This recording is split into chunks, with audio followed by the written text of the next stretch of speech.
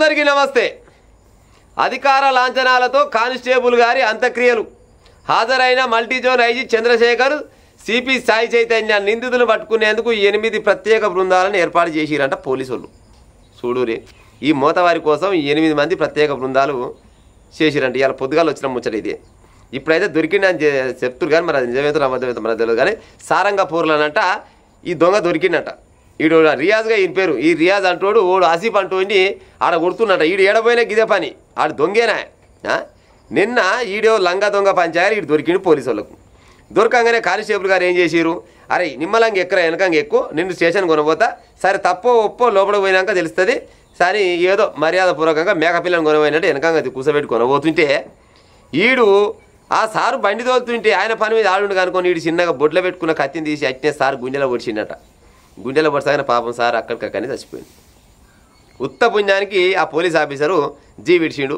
ఈడు మాత్రం బండి కింద దుంకి ఇంకో పోలీస్ అధికారి వచ్చి ఈయన అడ్డుకునే క్రమంలో ఆ పోలీస్ అధికారి పైన కూడా దాడి చేసిండు. ఆయన ఎస్ఐ అయినా ఆయన దగ్గర తుపాకీ లేనట్టు పాడైపోను. కాకపోతే అందరూ అనగానే మనం అన్నంత మాత్రాన తుపాకీ పని చెప్తారు వాళ్ళు. కానీ వాళ్ళకి ఎన్నో రకాల చట్టాలు ఉంటాయి.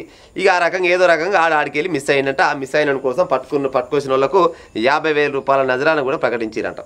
కానీ దొరికిండని చెప్తున్నారు, అది నిజమేంతో అబద్ధమేంతో. కానీ అవురా రియాజు, నీవు నాశనం అయిపోను. నీ పుణ్యమాట నువ్వు అసలుకే ఇప్పుడు దొంగతనమో లంగతనమో చేస్తీవి. అంటే దొంగతనం లంగతనం చేసిన వాళ్ళు పోలీసులు ఇచ్చిపెడితే మంచోళ్ళు కావచ్చునా? అంటే నిన్ను పట్టుకున్న పాపానికి ఉత్త పుణ్యానికి ఒక పోలీస్ ఆఫీసర్ చంపితే పోలీస్ ఆఫీస్తో పాటు వాళ్ళ కుటుంబం మొత్తం ఇవాళ రోళ్ళ పాలైపోయాయి. రోళ్ళ పడ్డట్టే కదా లెక్క. ఈయన ఇచ్చిపెడితే మంచోళ్ళు ఏమైతే పోలీస్ సార్లు ఇటువంటి లంగా దొంగ బయటపై బాడుకోవాలి చాలా మంది ఉన్నారు. జరం అమ్మగాని ఎట్లా చేసి ఆర్డర్ తెచ్చుకుంటారు, ఏం తెచ్చుకుంటారు. కానీ ఇటువంటి వాళ్ళని నడి రోడ్డు మీద పిట్టలను కాల్చేసిన నష్టమే లేదు. ఎందుకు చెప్పు వీళ్ళు? ఈడు తప్పు చేసినానే కదా. ఇప్పుడు ప్రజలారా, ఈడు తప్పు చేసిన ఉద్దేశంతో మంచిగా పెళ్లి పిల్లలను కొనబోయినట్టు వెనకంగా కూర్చోరా.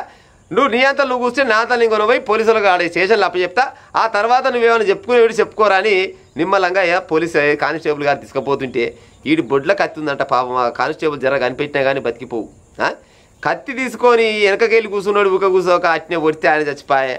ఇవాళ ఏ పోలీస్ ఆఫీసర్ పోయినా కానీ, ఎంత పెద్ద ముఖ్యమంత్రి పోయినా కానీ ఆయన పానం అయితే తిరిగి రాదు. ఆయన కుటుంబానికి అయితే న్యాయం అయితే ఎన్ని లక్షలు ఇచ్చినా కోట్లు ఇచ్చినా కానీ ఆయన అయితే బయట రాడు. కానీ లంగా దొంగలు బాగా ఎక్కువైపోయారు, బయట వైగాలు ఎక్కువైపోయారు దునియాల. ఎందుకు ఎక్కువైపోయారంటే చట్టాలకు భయపడే కాలం లేదు. చట్టాలకు భయపడే కాలం లేదు. వెనక లేక పోలీసులు కూడా పాడైపోను.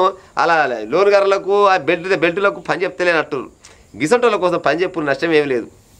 వీళ్ళని వెనకేసుకొచ్చేటోడు కూడా లంగే, ఇసంటి వాళ్ళని ఇడిపించుకోపోతాడు కూడా లంగే. వీళ్ళకు మైలపోలు వెళ్ళేటట్టు కొడితే ఇంకోటి గిసోడు పని చేయడు. ఈ రియాజ్, ఆయన పేరు రియాజే అంట. రియాజు నువ్వు ఎక్కడున్నా ఇవాళ దొరికినవని అంటారు. కానీ దొరికిందంతలో దొరకందంటారు. కానీ నువ్వు దొరకకుంటే మాత్రం నిన్ను కుక్కను కాల్చినట్టు కాల్స్తారు పోలీసులు. మర్యాదకు వచ్చి లొంగిపోయి ఉపాయం చెయ్యి.